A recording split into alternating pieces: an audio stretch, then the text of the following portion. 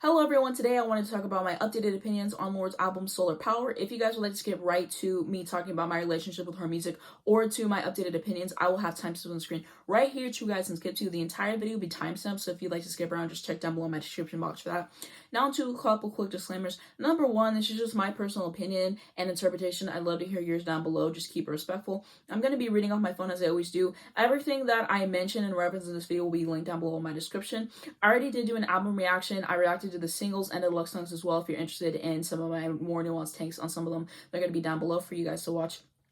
And sorry for any background noise or dust particles you may see throughout this video.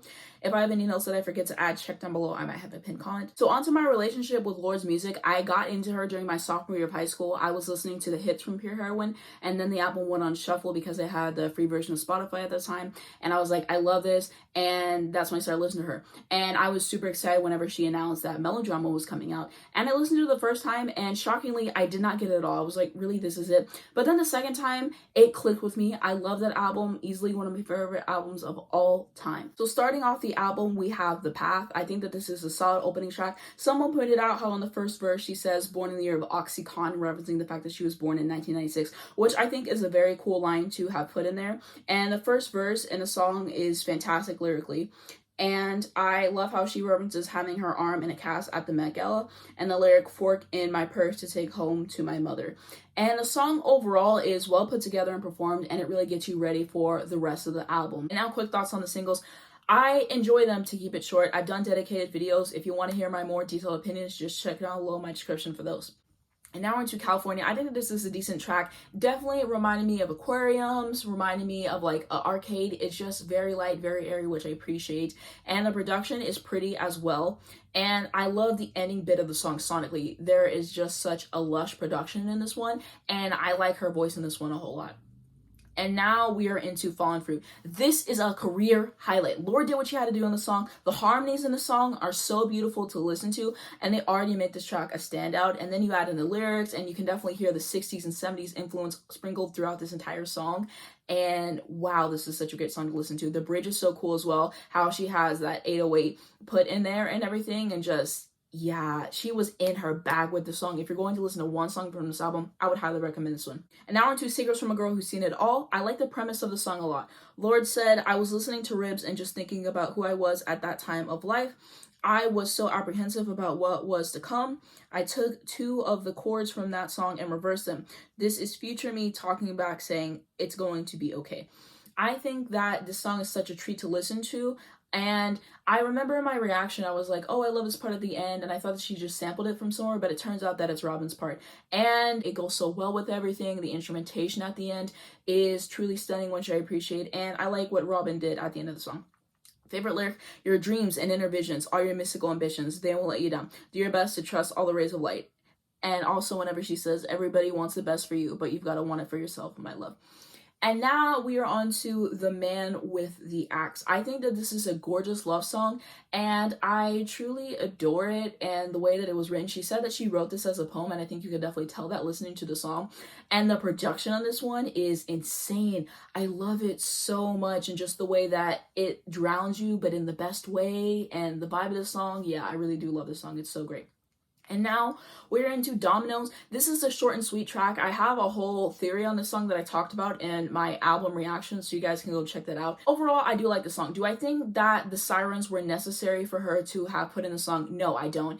And there have actually been some TikToks and the creators have talked about why they're not a fan of it as well, and just the whole thing going behind that. I'll have those linked down below just because they're so well spoken, and that just summarizes my thoughts of her adding those in the song in the first place. Now we're on to Big Star. So this is a more personal song about her dog who unfortunately passed away, and I'm really thankful that she put this out for us because it's a very vulnerable song. It is emotional. It can be something that is tough to listen to, and it is wonderfully written and produced, and I thoroughly enjoy this one. Now on to Leader of a New Regime. I love the Celine Dion reference in the first verse, and this song is set in the future where this world is uninhabitable and we have to move somewhere else and start a new life there. And I just thought that it was an interesting concept to have for the song. It feels like an interlude. I'm thankful for its place in the track listing because Big Star, like I said, that is a heavy song to listen to, right? So it's in between that and Mood Ring, and I think that it works perfectly. Now we are into Oceanic Feeling. So wow, what a monumental closing track. This one is truly something special. It is about family, the past, the present, and future, and I think that this is really representative about what the entire album is. And I appreciate tracks like this whenever I can listen to an album and the last song is a really long one, and it just ties everything in the album together. And that's exactly what this song does, because how is the song almost 7 minutes, but it doesn't feel like it? Magic. That's what she did with the song. And my favorite lyric, now the cherry black lipstick's gathering dust in a drawer. I don't need her anymore because I got this power. And I thought that that was just something interesting to put in. Like, oh, I once used this thing as my crutch, or I once used this as something to make myself feel more confident. But now I'm in a place where I don't need that anymore. I think that that was a nice callback to her earlier days in the pure heroine era. And what an insightful lyric to add to the song. And this is a really beautiful song. And now we're on to my thoughts on the deluxe tracks. So first off is Helen of Troy. The first verse on the song is my favorite part of it. I think that it's fantastic. And overall, this is a really well written, produced, and performed track. Absolutely adore it. And now we're on to Hold No Grudge. The production, this one hits. Okay, Jack was in his bag with the production. We love to see it. And this is just continuing the idea of growth and how she doesn't hold grudges anymore, which I do like a lot. My favorite lyric, acting my age, not my horoscope. Guess that's growing up. And my overall thoughts on both of them, I would have loved to see these included on the standard version of the album. I think that they add strength to the track list. They add a little variety sonically, which I appreciate. But I can understand why she didn't include them. I hope that she does add them to streaming services in the future. And I hope that they're not at the very end, because like I said, I think Oceanic Feeling is just such a strong closing track. Hopefully she puts them a little bit earlier or whatever, but we'll see if she adds them in the future. And now to my overall thoughts of the album. So I remember listening to it for the first time and really loving it and soaking it in. And I still do love this album, but as I have been listening to it for this past week and hearing other people's interpretations, reading the lyrics for myself and just getting a feel for it, this is not a perfect record. Some of the flaws are jumping out. Do I think that some tracks, the writing could have been just a tad bit stronger? Sure. Sometimes the chorus, I feel like it repeats a little bit too much, or I would have liked a song to end just a little bit earlier. And I think that sometimes the topics could have been more fleshed out, sure. But I appreciate what she gave us on this album. I see exactly what she was going for. And as someone who is a longtime Lorde fan, I thoroughly enjoy this album, and it's one of my favorite albums of the year.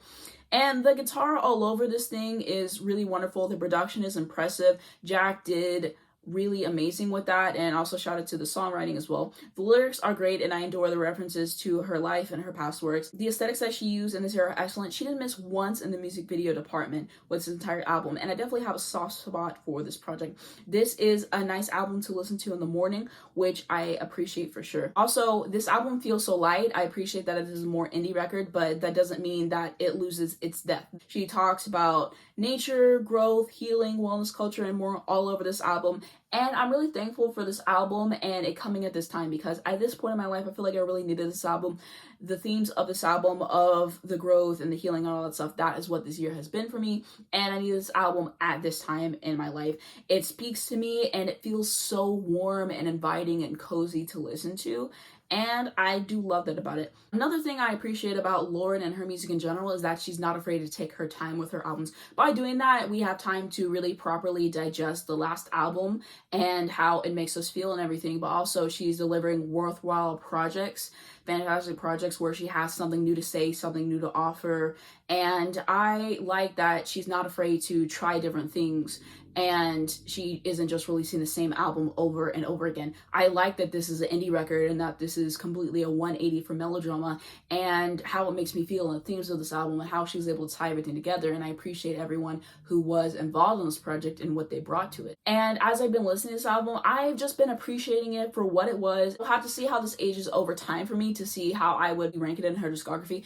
It's only been out for a week, so we'll have to see how it ages over time. But I did appreciate what she has given us with this album, and I've seen a lot of varying opinions on this album. Everyone's entitled to their opinion. This is just mine after I have sat with this album for a week, and I do recommend listening to it. I think that there is a lot that she went over in this album, and typical Lorde, you are going to get great lyrics. You're going to get nice vocal performances. You're going to get those amazing harmonies, and with Jack, you're going to get that great production and songwriting like we were discussing earlier. So I definitely think that this is a worthwhile album to check out and to listen to. And my favorite songs, if I had to choose, I would say Fallen Fruit, Secrets from a Girl Who's Seen It All, and Oceanic Feeling. If I'm allowed to include deluxe tracks, then my opinion changes. So I would say Fallen Fruit, Hold No Grudge, Oceanic Feeling, I think, would be my top 3 if I was allowed to include it. But this is just how I'm feeling now. Opinions can certainly change over time. As I listen to the album more, I can certainly discover new things that I haven't heard before.